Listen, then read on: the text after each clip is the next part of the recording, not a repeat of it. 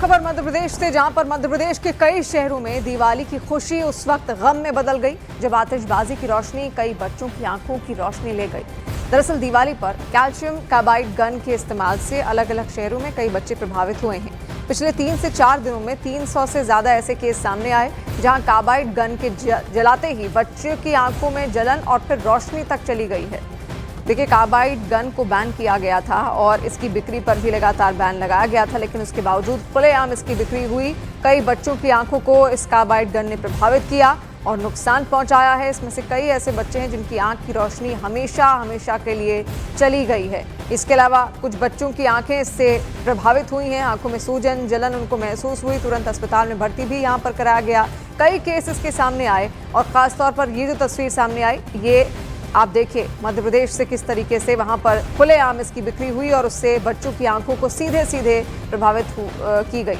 ये वही carbide gun है जो इस वक्त आप देख रहे हैं। इससे जो धुआं निकलता है, देखिए सबसे ज्यादा नुकसान उसी से होता है। इसी वजह से इस पर बैन भी लगाया गया था। ये एक तरीके का पटाखा है जो कि दिवाली में अक्सर लोग इस्तेमाल करते हैं, लेकिन क्योंकि इसकी वजह से नुकसान बहुत ज्यादा हो रहा था, बच्चे अपनी आंखों की रोशनी खो रहे थे, तो इसलिए इस पर प्रतिबंध लगाया गया था।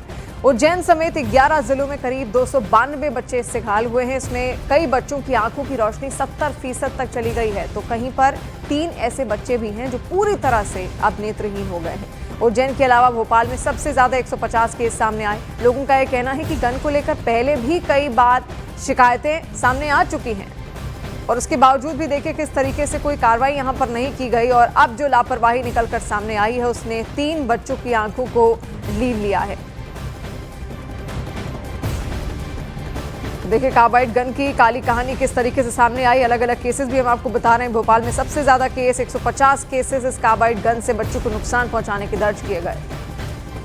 हमारे साथ में कुछ लोग हैं, उनसे बात करेंगे कि कितनी खतरनाक थी ये गन और क्या इसका फर्क पड़ा। बताइए, जिस तरीके से ये गन बिक रही थी बाजार में, सस्ती थी, 200-250 रुपये में मिलती थी, उसमें एक पत्थर डालो और पानी फायर कर दो, कितने खतरनाक। जैसा कि आज अपने को मालूम पड़ा है, माननीय मुख्यमंत्री महोदय ने 18 अक्टूबर को ही उसी को बैन कर दिया था।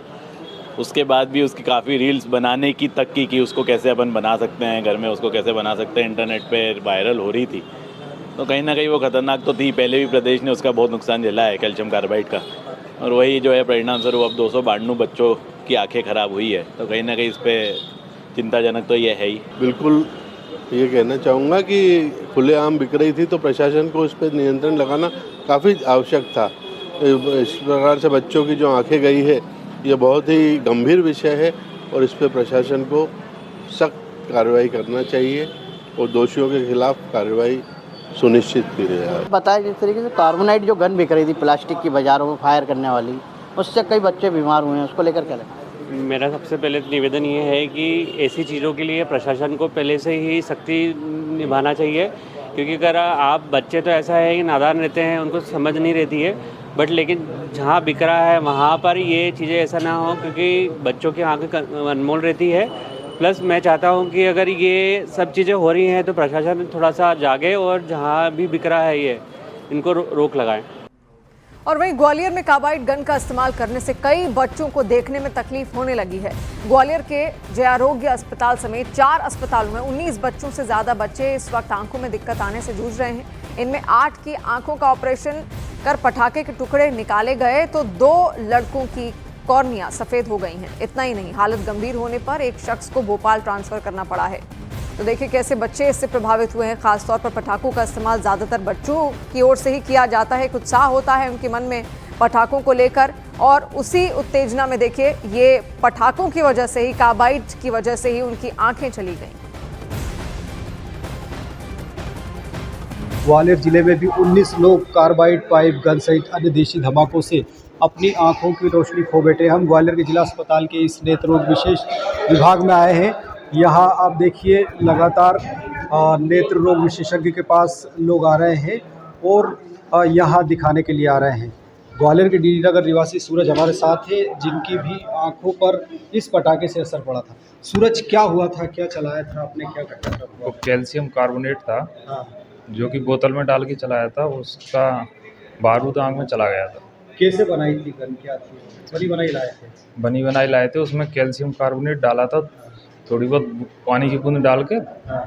उसी से आँख में निकल के लग गया। डॉक्टर साहब से बात करते हैं। डॉक्टर साहब, किस तरह की क्या स्थितियां बन रही है जो कार्बाइड पाइप गन के धमाके हुए हैं? जो कार्बाइड पाइप गन के धमाके हुए उनमें अगर कॉर्निया पे ज़्यादा उसका इंजरी नहीं तो कॉर्निया हील हो गई। जैसे ये बच्चा है, ये अपने सामने जो खड़ा है राजा, जिसको सूरज राजा हम दोनों नाम बोल रहे थे, तो ये बच्चा की कॉर्निया ठीक हो गई।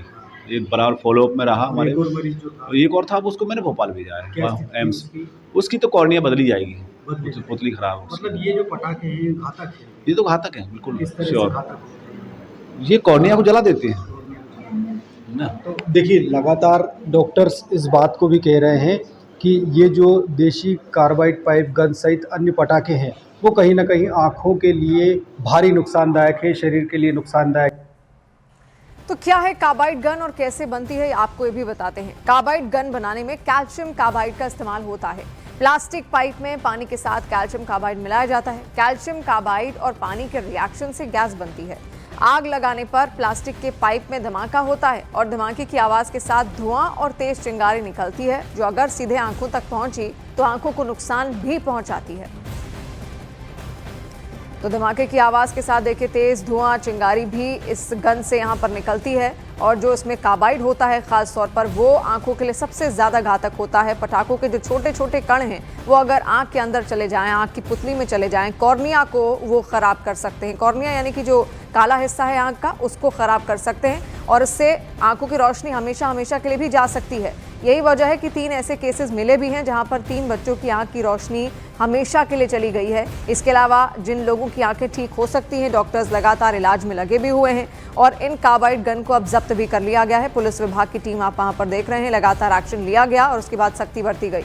अब मध्य प्रदेश में लगातार शिकायतों के बाद मोहन सरकार भी एक्शन में आ चुकी है। भोपाल, ग्वालियर, विदिशा में कैल्शियम कार्बाइड गन के बेचने पर पाबंदी लगा दी गई है। अब कार्बाइड गन बेचने पर एफआईआर दर्ज की जाएगी। मध्य प्रदेश में कार्बाइड गन बेचना, खरीदना और स्टॉक करने पर सख्त सजा हो सकती है। इतना ही नहीं, मामले को गंभीरता से लेते हुए एसडीएम और पुलिस पटाखे दुकानों में जाकर कार्बाइड गन का स्टॉक भी अब लगातार चेक करेंगे। तो इसको लेकर आदेश भी यहां पर दे दिया गया है और मध्य प्रदेश पुलिस भी इसको लेकर सख्त है। इसके अलावा सरकार भी सख्त एक्शन लगातार बना रही है। एसडीएम पटाखों की दुकानों में जाकर अब सारे स्टॉक यहां पर चेक करेंगे कि आखिर वो कौन कौन से दुकानदार थे जिन्होंने ये कार्बाइड गन यहां पर रखी और बेची।